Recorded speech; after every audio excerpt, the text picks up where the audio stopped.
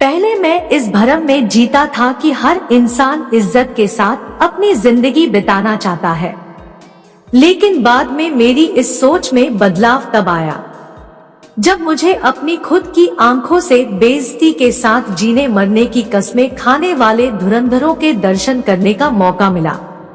भारत की खोज बड़े ही मौज के साथ वास्को डी गामा ने की थी, लेकिन बेइज्जती के बोझ की खोज किस रोज और किसने की थी, यह बता पाना उतना ही मुश्किल है जितना मुश्किल आम आदमी के लिए बिना रिचार्ज किए स्मार्टफोन की बैटरी को पूरा दिन चलाना है।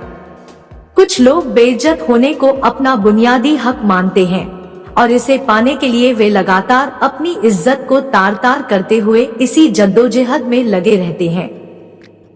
बेइज्जती पिपासु लोगों को अपनी पूरी उम्र इज्जत की प्राणवायु हजम नहीं होती है।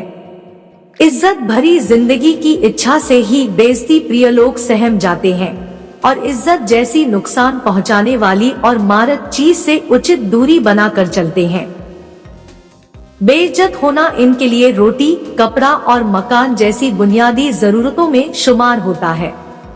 बेइज्जती के नशेड़ी उलट हालात में भी बेइज्जती का हरण कर उसका वरण करने में कामयाब हो जाते हैं।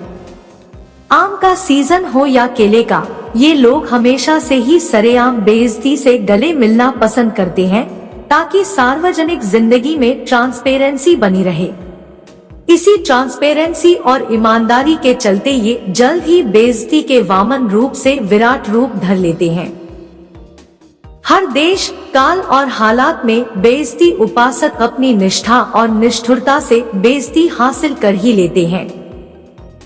बेइज्जती के इस धंधे में कभी मंदी नहीं आती है, क्योंकि बेइज्जती में हमेशा नकद से ही आपका कद बढ़ता रहता है और उधार से बेइज्जती की धार कुंद होती चली जाती है।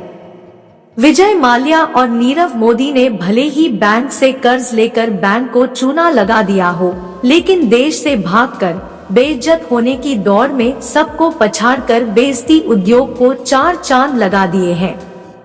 कुछ लोगों में बेइज्जत होने का जुनून ही उनके सुकून की वजह होता है। बेइज्जती का घूंट वे कहीं से भी लूट लेते हैं। गलती से मिली इज्जत की वाह इनकी धमनियों में होने वाली बेइज्जती के नियमित बहाव को नहीं रोक पाती है। बेइज्जती प्रदेश के मूल निवासी चाहे अपने निवास पर हो या दूसरी किसी जगह के प्रवास पर, वे बेइज्जती की लॉजिंग बोर्डिंग हमेशा अपने शरीर पर धारण किए रहते हैं। इस प्रदेश के मूल निवासी हमेशा बेइज्जत होने के नए नए मौके और तरीके खोजने की कोशिश करते रहते हैं ताकि बेइज्जती की बोरियत से बचाकर इसे समाज की मुख्य धारा में लाया जा सके। लगातार बेइज्जत होना भी एक ऐसी कला है जिसे आम आदमी के लिए अंजाम देना मुश्किल होता है।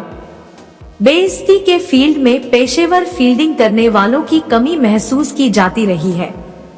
डिमांड के मुकाबले सप्लाई न होने से बैलेंस गड़बड़ा रहा है, लेकिन फिर भी देखकर संतोष और कुछ होता है कि कुछ लोगों ने बेइज्जत होने को अपनी जिंदगी का मिशन और सहारा बना लिया है और वे बेइज्जती के सामने मुसाफिर की तरह ट्रैफिक के नियमों का पालन पोषण कर इस रास्ते पर दांडी मार्च रहे हैं।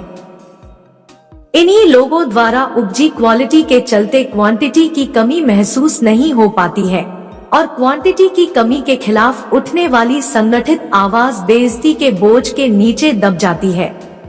बेइज्जती उद्योग में अभी भी बहुत उम्मीदें हैं जिन पर बेइज्जत होकर गंभीरता से विचार करना जरूरी है। समाज के फायदे के लिए इस क्षेत्र में लोगों को बढ़ावा देने की जरूरत है, क्योंकि आज की गलाकाट होड़ में जहां लोगों को इज्जत और नाम के लिए दर दर भटकने के बाद भी बेइज्जती ही हाथ लगती है, वहीं अगर उन्हें सीधे ही बेइज्जत होने के लिए बढ़ावा दिया जाए तो उनका यह भटकाव काफी हद तक कम होगा और नतीजतन समाज में इज्जत पाने की अंधी दौड़ में भागने वाले उसेन बोल्ट जैसे धावक की आवक भी कम हो जाएगी।